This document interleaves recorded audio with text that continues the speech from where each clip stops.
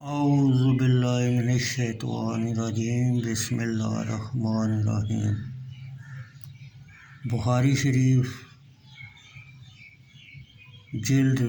اول حدیث نمبر 1311۔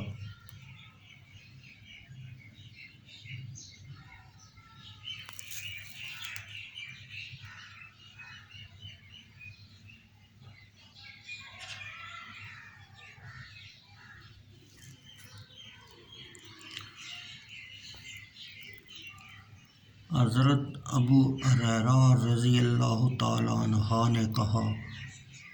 جب رسول اللہ صلی اللہ علیہ وسلم وصال فرما گئے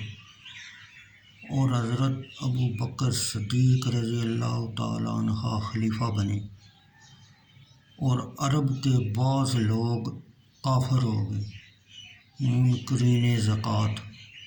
تو حضرت عمر فاروق رضی اللہ تعالیٰ عنہ نے کہا، آپ لوگوں سے کیسے جنگ کریں گے؟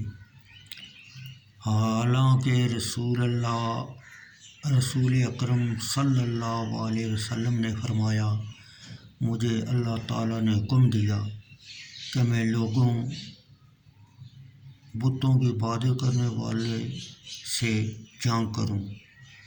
یہاں تک کہ وہ لا الہ الا اللہ پڑھنے لگیں، اور جس نے یہ پڑھ لیا اس نے اپنے مال اور اپنی جان کو محفوظ کر لیا، مگر جو اس پر اسلام کا حق ہے، جیسے دم، قصاص اور رجم وغیرہ،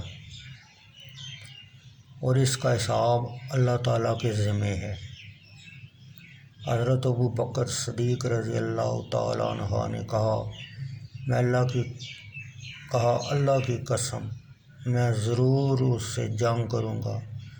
جو نماز اور زکوٰۃ کے درمیان تفریق کرے،